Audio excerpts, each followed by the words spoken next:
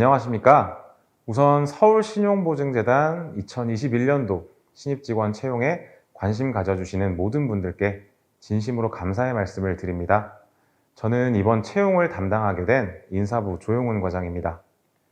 이번 설명회는 제가 취업 준비를 하면서 궁금했던 부분들, 그리고 사전 설문조사를 통해 확인한 구직자분들이 궁금해하셨던 점들 중심으로 구성을 했습니다.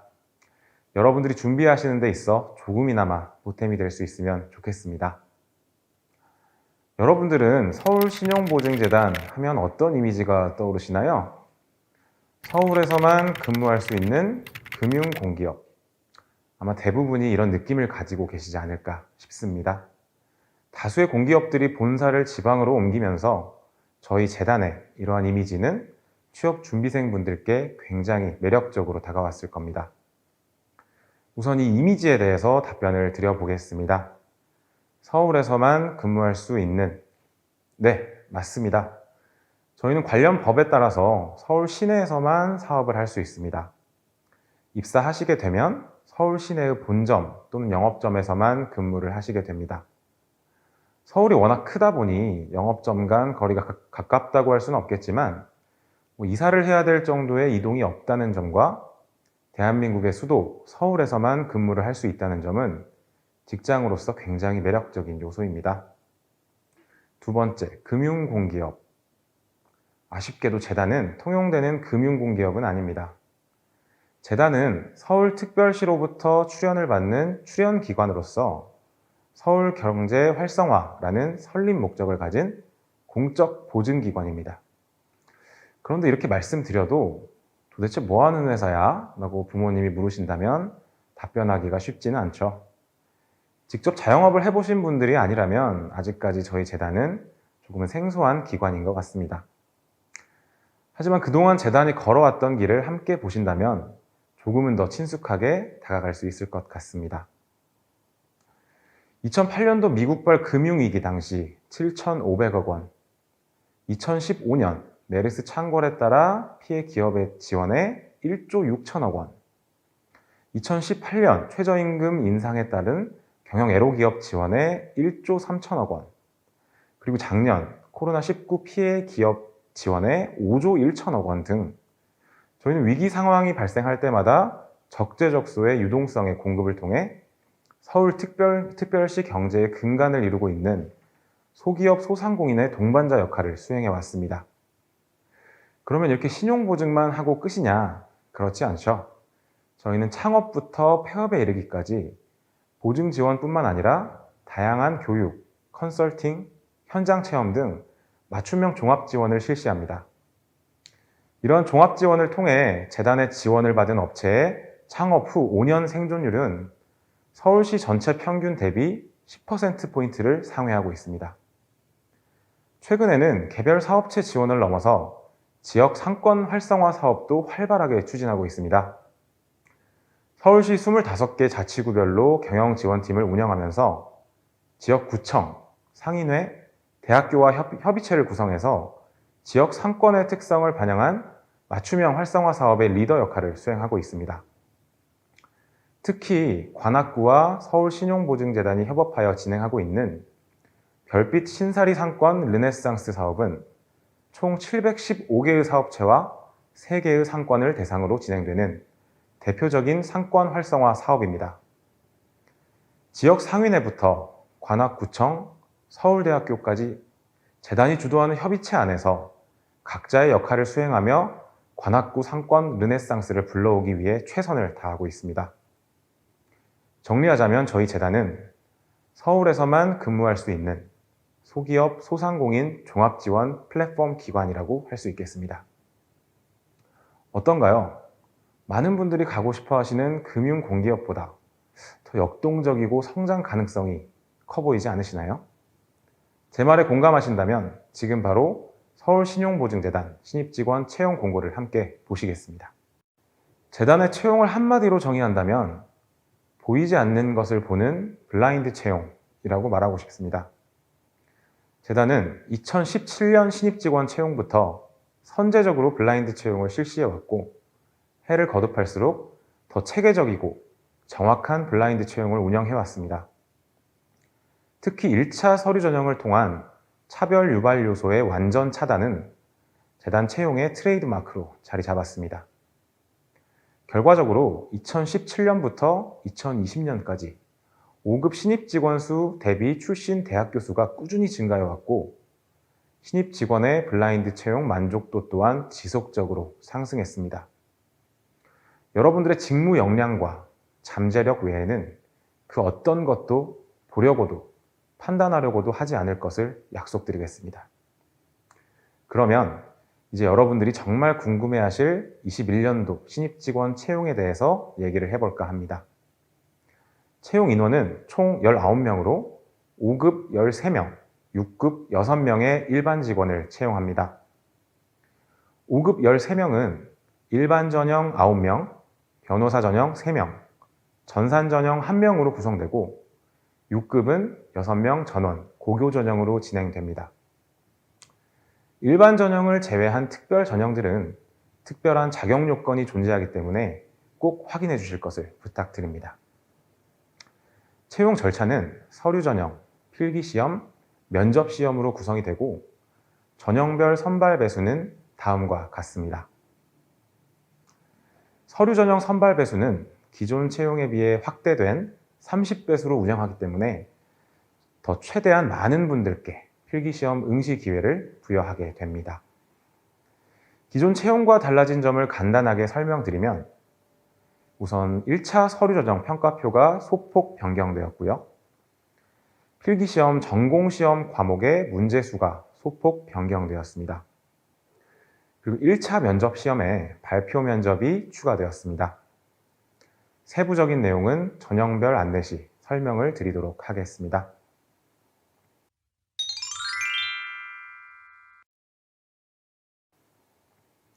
네, 우선 서류 전형인데요. 서류 전형은 크게 1차 블라인드 심사와 2차 직무 능력 평가로 구분되어 있습니다. 1차 서류 심사는 적부만을 판단하는 심사로 크게 블라인드 채용 준수 여부와 작성 내용 성실성으로 구분됩니다.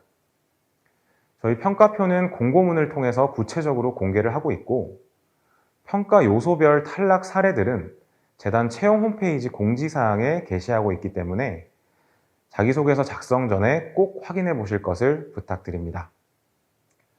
사실상 1차 서류 전형을 거치는 순간 지원자분들께서 걱정하시는 연령, 출신 지역, 학력, 출신 학교 등에 따른 불이익은 발생할 수가 없다고 저희는 자신 있게 말씀드립니다. 다만 경력사항 같은 경우는 불합리한 차별을 야기하는 항목이 아니라 정당하게 직무 능력을 드러내는 요소라고 판단하고 있기 때문에 블라인드 처리하지 않고 있습니다. 경력이 없다고 하더라도 경험, 교육사항 같은 요소들을 통해서 직무 능력을 충분히 드러낼 수 있기 때문에 경력이 없는 신입 지원자분들께서도 자신 있게 지원해 주시기 바랍니다. 대표적인 1차 심사 기준표 부적격 사례들을 함께 살펴보시겠습니다. 우선 출신 학교명인데요. 학교명을 그대로 작성하는 것뿐만 아니라 학교명이 포함된 동아리명 혹은 이메일 주소 등을 등재하시는 것만으로도 부적격 처리됩니다. 두 번째, 최종 학력입니다. 그야말로 최종 학력이기 때문에 대학을 졸업하고 석사 학위 소지자로서 등 특정 학력을 유추할 수 있는 표현을 사용하시게 되면 부적격 처리가 됩니다. 다음으로 나이입니다. 33세, 33살, 혹은 89년생 이런 나이를 유추할 수 있는 표현을 삼가 주시기 바랍니다. 다음은 출신 지역인데요. 특정 지역에서 출생을 했다는 내용을 기재했는지 저희가 확인을 하고 있습니다. 서울 출신으로서, 서울에서 태어나서 등의 표현을 삼가 주시면 됩니다. 그리고 가장 많은 탈락자가 발생했던 성별입니다. 성별에 대한 직접적인 명시뿐만 아니라 특정 성별임을 드러내는 모든 내용이 부적격 처리됩니다. 남성분들의 경우 특히 의무 복무임이 확인되는 행정명 혹은 대체 복무, 의무 소방, 의무 경찰 등의 표현을 주의해 주시기 바랍니다. 단순하게 군이라는 조직에서 어떤 경험을 했다라는 표현은 허용됩니다. 또한 성별이 확인되는 호칭도 주의해 주세요. 언니, 오빠, 누나, 형 이런 성별이 드러나는 호칭 대신 성별과 무관한 호칭을 사용해 주시기 바랍니다. 그리고 타 기관 제출용 항목인데요. 서울신용보증재단이라는 기관명 대신 다른 기관명을 작성하신 경우에 해당이 됩니다. 네, 다음 2차 서류 전형은 100% 정성평가로 진행됩니다. 특정 자격, 교육 혹은 경력 사항에 대한 정량적인 가점은 존재하지 않습니다. 다만 전산 직무에 한해서 우대사항으로 정한 CCNP 자격증 혹은 네트워크 관리사 1급 자격증에 대해서만 전형별로 5%의 가점을 부여합니다. 이 2차 서류 전형의 평가 대상은 여러분이 작성해 주신 자기소개서 4개 항목과 역량기술서 1개 항목이고 각각 20점의 점수가 동일하게 배정됩니다. 이 항목들이 단순해 보이지만 철저하게 재단의 핵심 가치를 반영하고 있고 재단에 적합한 인재를 선별하기 위해 구성이 되었습니다. 그럼 항목별로 함께 살펴보시겠습니다. 조직 이해 항목은 여러분들이 외부자로서 제한된 정보를 바탕으로 저희 재단을 어떻게 이해하고 접근하는지를 평가합니다. 관련 기사나 논문에 있는 내용을 그대로 차용하는 것보다는 본인의 실제 생각을 본인의 언어로 풀어내는 것이 좋습니다. 전문 역량 항목은 앞에서 작성해 주신 NCS 항목들과의 조화가 굉장히 중요합니다.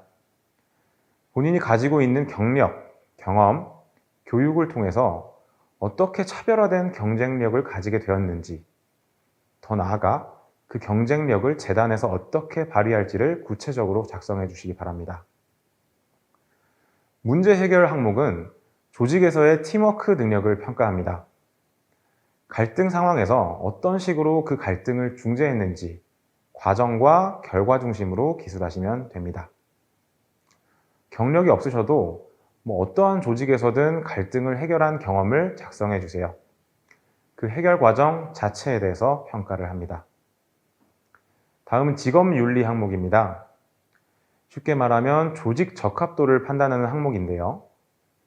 재단의 미션과 비전을 달성하는 데 도움이 되는 사람인지를 저희가 확인하는 항목입니다. 본인의 직업관을 통해서 어떻게 재단의 발전에 기여할 수 있는지 작성해 주십시오. 마지막 직무 수행 능력인데요. 이 항목은 재단의 직무를 수행할 수 있는 잠재력이 있는지를 평가합니다. 실제 재단 직원들이 매 순간 하고 있는 고민에 대해서 지원자분들이 어떻게 접근하시는지를 평가합니다. 조직 이해 파트와 마찬가지로 제한된 정보를 기반으로 본인만의 생각을 본인만의 언어로 표현해내는 것이 핵심입니다. 저희는 함께 성장해 나갈 신입 직원을 채용하고 있습니다. 너무 높은 수준의 답을 억지로 만들어내려고 하기보다는 재단의 미션과 비전에 공감하면서 본인이 왜 재단에 적합한 사람인지를 보유하신 역량 중심으로 작성해 주시면 됩니다.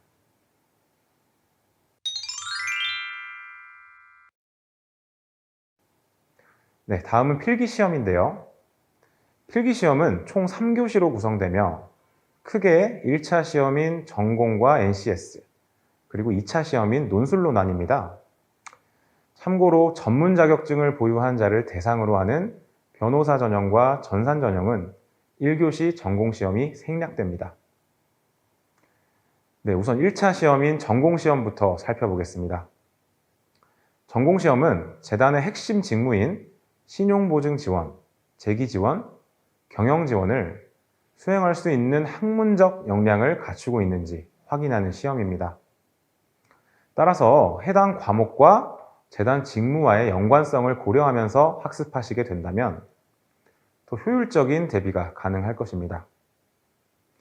1교시 전공시험의 경우 작년과 비교해서 과목별 문항수의 소폭 변동이 있었습니다. 경제, 경영이 20문제, 그리고 민상법이 10문제로 총 50문제가 출제됩니다. 주요 직무별 출제 방향을 안내드리겠습니다. 우선 신용보증 지원입니다. 신용보증 지원은 대출 보증의 형태로서 시중에 유동성을 공급하는 절차입니다. 그 필요성과 효과를 이해할 수 있는 경제학적 소양을 확인하기 위해 미시, 거시, 경제학, 원론, 그리고 화폐금융론에서 출제를 할 예정입니다. 다음은 경영지원인데요. 소상공인 대상 맞춤형 경영지원 역량을 검증하기 위해 그 지원의 수요가 높은 분야들 중심으로 출제를 하고자 합니다. 재무, 회계 원론 수준에서 그리고 마케팅, 운영관리, 인적자원관리 부문에서 출제됩니다. 네, 마지막 재기지원인데요. 지원자분들께서 가장 어려워하시는 파트가 이 민상법이지 않을까 싶습니다. 이번 출제 범위는 친족 상속법을 제외한 민법으로 한정하고자 합니다. 재단의 재기지원 직무와 관련된 구상권 관리, 담보 관리, 채권 보전과 관련된 부분을 집중적으로 봐주시면 될 것 같습니다. 네, 다음으로 2교시 NCS 시험입니다.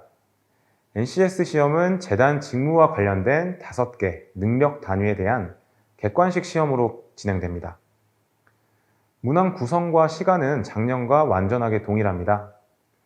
다만 많은 분들이 궁금해하시는 NCS 형태는 모듈형과 피셋형을 혼합한 PD형으로 출제됩니다. 또한 오답에 대한 감점은 없기 때문에 문제를 보시면서 자신 있는 파트들을 먼저 빨리빨리 풀어나가시는 것이 고득점으로 이어지는 길이 될 것 같습니다. 네, 마지막 3교시인 논술시험입니다. 논술시험은 50분간 재단과 관련된 사회 경제 이슈에 대한 에세이를 작성하는 시험입니다. 저희의 업무, 소기업, 소상공인과 관련된 이슈들에 대해서 꾸준하게 접하시고 본인의 생각을 정리해 보는 것이 큰 도움이 될 것으로 판단됩니다. 글씨 같은 경우는 예쁘다고 가점이 되지는 않겠지만 그 글씨로서 전달력이 떨어지게 되면 감점 요인이 될 수 있습니다. 최대한 또박또박 채점자가 편안하게 읽을 수 있을 정도로만 써주시면 됩니다.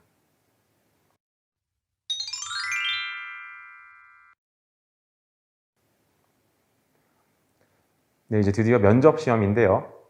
면접시험은 역량을 평가하는 1차 실무진 면접과 인성을 평가하는 2차 임원진 면접으로 구성됩니다. 1차 면접은 역량 중심의 평가가 진행되기 때문에 총 40% 비중의 발표 면접, 그리고 60%의 비중을 차지하는 구술 면접으로 나눠서 진행합니다. 각 면접별로 평가하고자 하는 요소가 다르기 때문에 이 자리에서 설명을 드리도록 하겠습니다. 발표 면접은 실제 직무 현장에서 발생할 수 있는 상황에 대해서 어떻게 대처하는지 그 대처 능력을 평가합니다. 복수의 상황 문제 중에 랜덤으로 한 가지를 뽑아서 10분간 그 상황에 대한 분석을 한 뒤 5분간 자유롭게 상황에 대한 본인의 솔루션을 발표하시면 됩니다. 이후 5분 동안은 면접위원들의 질문과 반론에 대한 답변을 하는 것으로 발표 면접은 종료됩니다. 이 면접에서는 상황에 대한 빠른 분석력, 그리고 자료를 해석해서 합리적인 답을 도출하는 논리력, 질문이나 반론에 대한 답을 하는 과정에서의 순발력, 그리고 전체적인 발표 태도에 대해서 평가가 진행됩니다. 다음은 구술 면접인데요. 구술 면접은 4인 1조로 구성되어 약 30분간 심층 면접 방식으로 진행됩니다.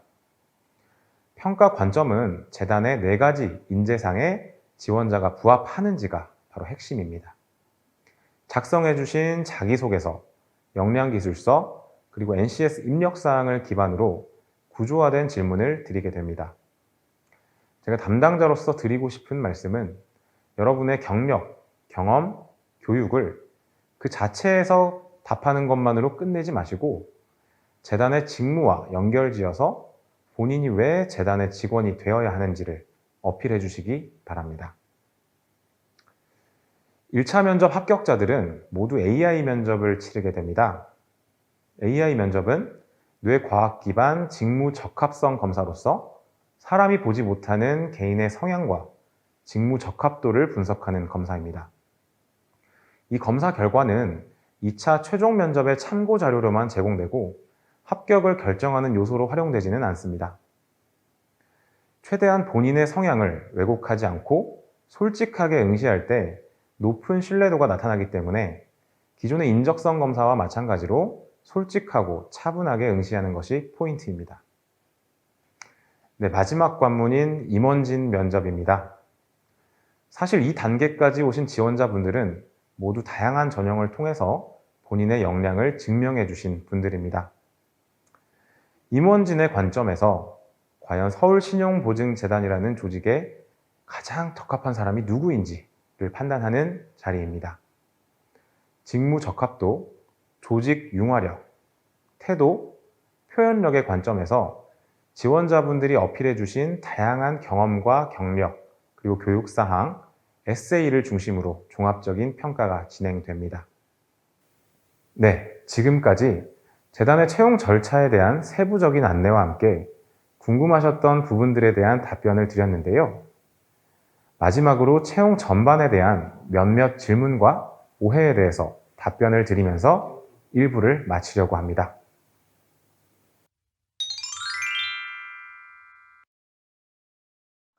네, 안녕하세요. 네, 안녕하세요. 네. 과장님, 이번 서울신용보증재단 채용에서 사전에 지원자분들에게 몇몇 가지 질문을 받았다고 들었어요. 네, 맞습니다. 네, 그 중에서도 많은 분들이 궁금해 하셨던 질문들을 제가 뽑아서 대신 여쭤보려고 가져왔거든요. 네, 질문에 답변 부탁드리겠습니다. 네, 알겠습니다. 네, 먼저 첫 번째 질문입니다. 서울신용보증재단은 고령자, 특정 성별, 혹은 이직자에 대한 선호도가 낮다. 사실인가요? 전혀 아닙니다. 우선 저희 1차 서류 전형 평가표와 탈락 사례를 보시면 아시겠지만 연령이나 성별에 대한 철저한 블라인드 처리가 되는 것을 확인하실 수 있으실 겁니다. 최근 진행한 3회의 신입직원 채용 결과를 보여드리면서 답변을 드리겠습니다. 우선 성별입니다. 남성과 여성의 비율은 48대 52로 균형을 이루고 있는 것을 보실 수 있으실 겁니다. 특정 성별에 대한 치우침 없는 공정한 절차를 직접 확인해 주시기 바랍니다. 두 번째로 연령 분포입니다. 최고령자는 만 32세, 최연소자는 만 23세로 평균 연령은 만 27세입니다. 특정 나이대에 대한 저희의 선호가 있었다면 이러한 분포를 보일 수는 없었겠죠. 특히 만 30세 이상인 신입직원 비율이 전체의 11%에 달했습니다. 재단의 블라인드 채용을 믿고 자신 있게 지원해 주실 것을 부탁드립니다. 마지막으로 경력자 채용 현황입니다. 지난 3회 동안 총 20명의 경력자가 채용되었고 이는 전체 채용 인원의 28%에 달합니다. 인턴 혹은 계약직은 제외한 수치임을 감안할 때 적지 않은 비율임을 알 수 있습니다. 상대적으로 나이가 많으신 분들 혹은 경력자분들께 드리고 싶은 말씀은 이런 괜한 오해 때문에 위축되지 않으셨으면 좋겠다는 점입니다. 저희는 사회 경험과 인생 경험을 통해 획득한 그 역량을 절대로 과소평가하지 않겠습니다. 그 역량을 재단을 위해서 어떻게 발휘하실지만 보여주신다면 나이나 이전 경력은 아무런 제약이 되지 않게 할 것을 약속드리겠습니다. 이상입니다. 네, 감사합니다. 다음으로 두 번째 질문인데요. 네. 재단에 처음 지원하시는 분들도 있겠지만 아무래도 재단에 여러 번 많이 지원하시는 분들도 있으실 것 같아요. 네. 이런 분들이 많이 궁금해 하셨던 점인데 혹시 예전에 작성했었던 서류가 재인용되었을 때의 불이익 여부가 궁금합니다. 네, 충분히 궁금해하실 부분이라고 생각하고요. 답변을 드리겠습니다. 저희는 서류 전형을 진행할 때 기존에 접수하셨던 서류와의 비교는 절대로 하지 않습니다. 다만 기존에 작성한 자소서를 온라인에 합격 자소서로 만약에 게시를 하셨다고 하면 저희의 1차 서류 전형 표절 검사 결과에 따라서 부적격 처리가 되실 수도 있습니다. 따라서 이 점을 꼭 유의하셔서 기존 작성된 자소서가 온라인에 합격 자소서로 게시가 되어 있는지 여부를 꼭 확인해 주시기를 바랍니다. 이상입니다. 네, 감사합니다. 이제 마지막 질문인데요. 네. 실제로 재단에 입사한 분들의 합격 사례라든가 준비 방법이 궁금하다고 하신 분들이 굉장히 많았어요. 네. 혹시 소개해 주실 수 있나요? 이 질문에 대한 답은 담당자인 저보다는 가장 최근에 저희 재단의 신입직원 채용 절차를 통해 입사한 신입직원 분들이 해주시는 것이 훨씬 도움이 될 것으로 보입니다. 이어지는 2부에서 총 9명의 신입직원들이 전해주는 채용 준비 과정에 대한 생생한 경험담을 확인하시기를 바라겠습니다. 이것으로 1부 서울신용보증재단 2021년도 신입직원 채용 설명회를 마치도록 하겠습니다. 8월 30일 여러분의 따끈따끈한 사원증과 명함을 준비해놓고 기다리고 있겠습니다.